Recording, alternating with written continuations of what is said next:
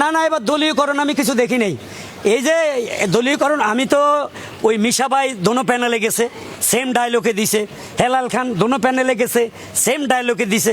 তো দলীয়করণ কোথায় যদি বলতো, হেলাল খান যদি সাপোর্ট করতো এক দলটা বলতাম দলীয়করণ, কারণ সে যেহেতু বিএনপির লোক।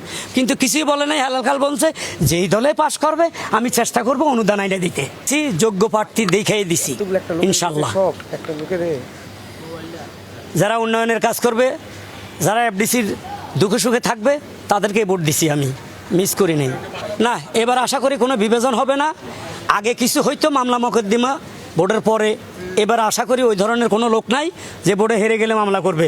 ওই ধরনের লোক এবার দাঁড়ায় নেই। না, করছে তো। ডিপজল সাহেবে অনেক অনুদান দিত, জাহিদ খানে আইনা দিত, অনেক অসুস্থ হইলে প্রাইম মিনিস্টার থেকে 10 লাখ 20 লাখ করে আইনা দিছে দেখছি জাহিদ খান।